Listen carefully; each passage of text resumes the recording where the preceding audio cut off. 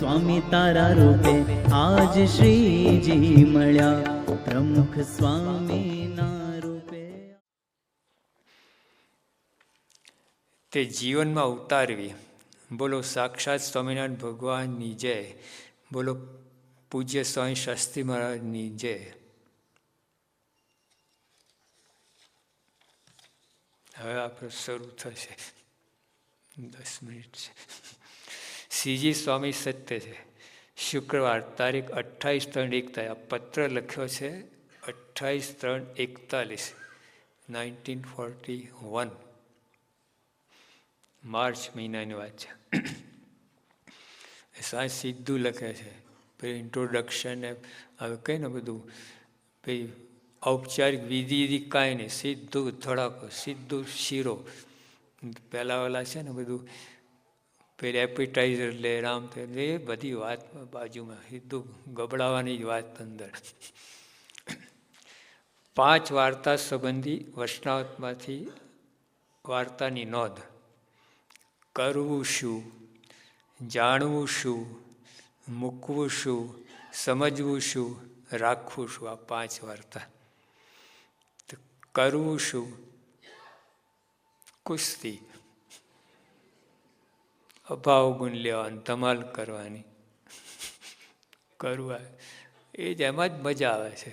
આમાં મજા આવે, કથા અર્થ, નિયમ પારણ બધી વાત અંદર આવે. સંપ રાખો, મજા આવે. સંપ ઓલો આવો છે ને હું કઈ રીતે સંપ રાખો, એટલે આવો જ પ્રશ્ન થાય.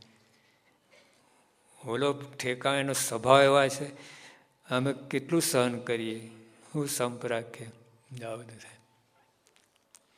કરવું શું? સંત સમાગમ, મન કર્મ વચને જાઓ. 5 વાર્તા વૈષ્ણવમાંથી આ સ્વામી યોગીબાઈ શોધી કાઢ્યું. 5 વસ્તુ. તો કરવું શું? સંત સમાગમ, ગમાગમ નહીં, સંત સમાગમ. ગમાગમ શું કે સ્વામી કથાના ટાઈમે ના આવે, પછી બીજે ટાઈમ આવે ને સ્વામી મારે પ્રશ્ન પૂછવા છે ને આમ કહ્યું, આ ટાઈમ નથી. હવે એમને કામ હોય, બીજું હોય. કથાના ટાઈમે કથા, સેવાના ટાઈમ સેવા. પછી ઊંધું છતું કે લખે ને ઇંગ્લિશમાં work while you work and play while you play, that is the way to B happy and ગે. આ લોકમાં એક કલમ છે. એ કામકાજ કરતા હોય તો બરાબર કરો, તે વખતે રમવાનું નહીં. રમતા હોય તે વખતે ઓલું નહીં કરવાનું, બે બરાબર કરો.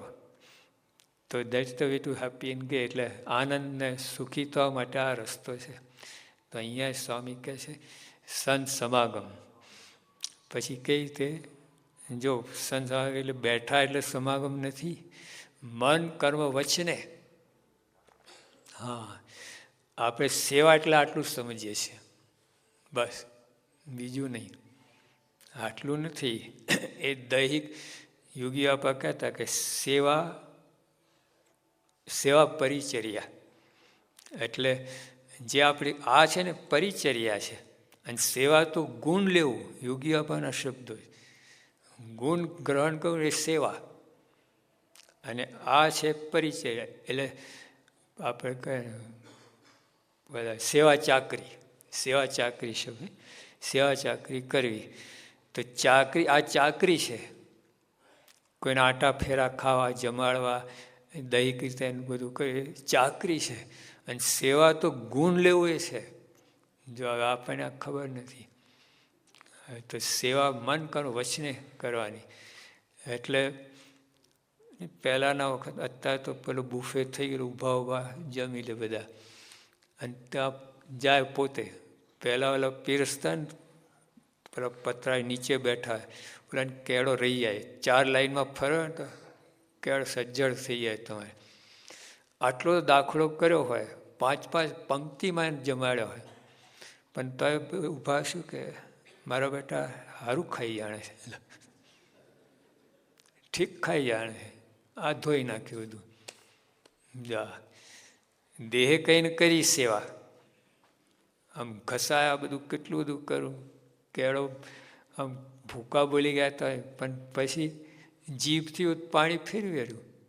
હા, મનથી કદાચ જીભથી ના બોલો, મનમાં હોય, ઠીક ગબડાઈ જાણે, 2-4 લાડુ ઠીક છે. બધું બ્રહ્માંડ સ્વયં બોલ્યા ને ગુણાતન સ્વયં માટે કેવું કહેવાય. મારે કહ્યું બ્રહ્માંડ આ ગુણાતન સ્વયં કેવા, આ કે 10-12 લાડુ ખાઈ જાય કે. મહારાજ કે તોય ભલી થાય, શું બોલો છો? આ એમને આ કોઠીમાં દાણા નાખી નાખે છે, પણ સ્વાદ તો મારી મૂર્તિનું છે. યોગી બાપા છે ને પારાયણ કોઈ ઝોકા સૂઈ ગયો હોય ને, એમાં કોડવર્ડ બધા, હા, ખાનગી શબ્દો. એટલે એકવાર યોગી બાપા બધા સંતોને ભેગા બોલાયા, તો જે સંત છે ને આયા, બાપા ઓલો ઉઠતો જ નથી એવું. બાપા કહે એવું નહીં બોલવાનું, પારાયણ કરે છે એવું બોલવાનું. પારાયણ કરે પછી આપણે કરો એ કરીને આવ્યો છે, એવું ગુણ જ લેવાની વાતો. ગમ્મતમાં પણ ગુણ લેવાની વાતો, એ વાત જ નહીં. આ કેટલું અઘરું છે બોલો. કરીને આવ્યો છું માનવું અને આપણે કરવાનું છે. સ્વામી કહ્યું કે સભામાં જવું ને અજ્ઞાની થઈને જવું. આપણે જ્ઞાની થઈને આવીએ છીએ, ક્યાંથી ગ્રહણ થાય? ત્યાં ઝાપટીને આવ્યા હો, પછી રસોડામાં જાઓ, શું ખાવાના હતા? 5 ગબડાઈને આવ્યા, પછી શું રસોડામાં આટો મારીને બહાર આવે ને. આ સભાની અંદર પણ જ્ઞાની થઈને અજ્ઞાની થઈને આવું, હું કંઈ જાણતો જ નથી, તો જ ગ્રહણ કરે. નહીં તો હા આ વૈષ્ણવ આવે એમાં આ વાત આવે છે, બંધ તારું, પછી સાંભળે જ નહીં. વૈષ્ણવ વંચાતું એ ના સાંભળે, નિરૂપણ સાનો સાંભળે? મનમાં હું જાણું છું બધું, કેટલી ખોટ જાય છે, હું ધૂર જાણું છું. જાણ્યો તો અમલમાં આવે ને તો જ જાણ્યું કહેવાય, બાકી નહીં. બાકી માહિતી અમલમાં આવે તે જાણ્યું કહેવાય. જો પૈસા બાબતમાં તમે કેટલા દાખલા કહે, એ જાણ્યું કહેવાય. હા, 1 શિલિંગ આગી પાઈ ના થવા દે. એટલે છાપવું છે ને, નિયમ આપણે વૈષ્ણવ સ્વામી વાતનો નિયમ હોય, તો એમાં લેવા જાય તો ને આમાં એમાં કોઈ વચ્ચે આવી ગયો તો આનંદ આવે. નિયમ પછી થોડી વાર જેમ ઠેલાય ને એવી રીતે કરતો હોય. અને છાપું ઓલા સિંહ બકરાને પકડે ને એવી રીતે ફડાક તેનો.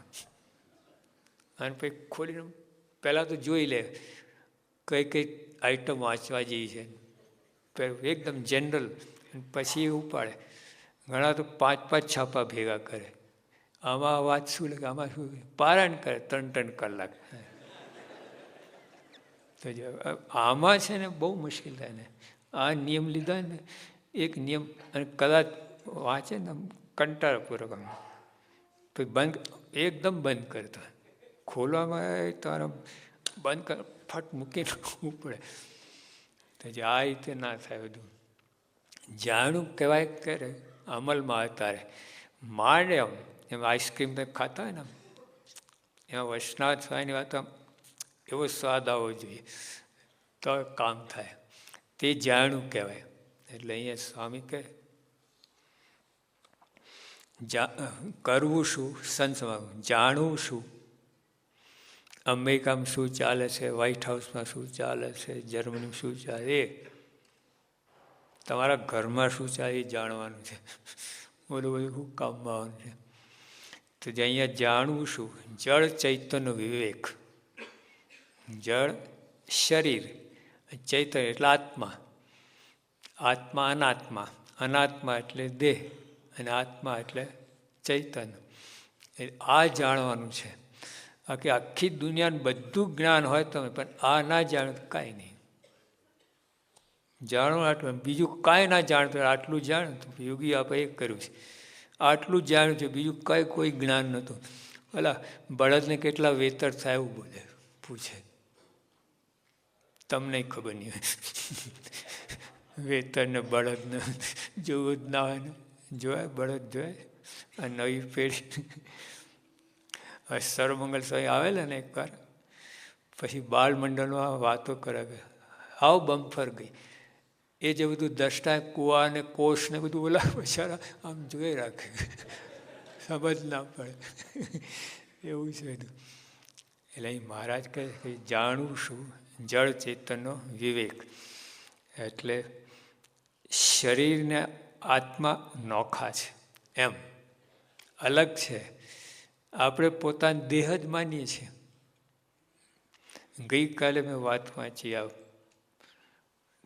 પુરુષો બોલ્યા પ્રીત્યામાં કે જે આત્મા બ્રહ્મરૂપ થઈને સત્સંગ નથી કરતો એ કૃતજ્ઞમાં કૃતજ્ઞ છે. આટલું જ ઉતરતામાં ઉતરતો. લો, મારે તો ભયંકર વાત કહી નાખી. બ્રહ્મરૂપ થઈને જે સેવા ભક્તિ નથી કરતો, ભગવાન ભક્તિ નથી કરતો, કૃતજ્ઞમાં કૃતજ્ઞ. એટલે આમ જેને કહે ને આમ જે કર્યા ઉપર એટલે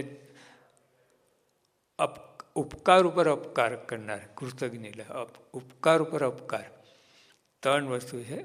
અપકાર ઉપર અપકાર એટલો સામો ધોલ મારે તો સામો ધોલ મારી એટલે પ્રશ્ન.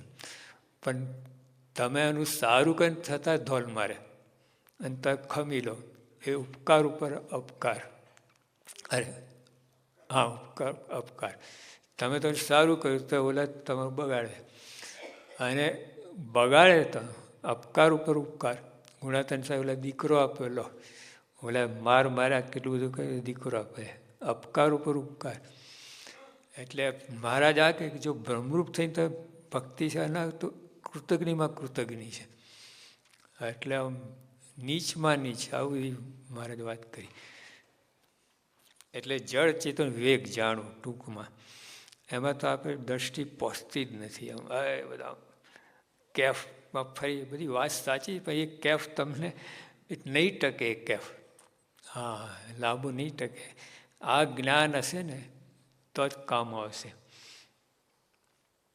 અને જો માન અપમાન થાય તો ઓલા પટેલ ચોમાસાના દિવસ હતા અને પગ બગડેલા હતા અને મંદિરમાં એમ પ્રવેશ કરતા. સંતે કહ્યું કે પટેલ પગ ધોઈને આવો.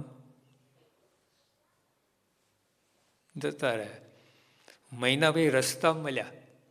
સ્વામી કહે કે આ કેમ પટેલ આવતા નથી? કે પગ ધોઈને આવીશ. મહિનો થયો પગ ધોયા જ નથી. લો આવું છે. ઘરમાં પગ ધોયાના પૈસા દીધા છે. જો આજે જળ ચેતન વિવેક નહીં ને આ તકલીફ થઈ જાય. હા, એટલે પછી સત્સંગ ચૂથઈ જાય તમારે. ત્યાં સ્થિતિ ના રહે, તે ધડતા ના રહે, એક ધારાએ સત્સંગ સેવા કરી ના રહે. આમાં માન અપમાન કોઈ શબ્દ બોલી જાય તકલીફ થઈ જાય. એટલા માટે જાણવાની જરૂર છે. સહજાનંદ સ્વામી મહારાજની જય.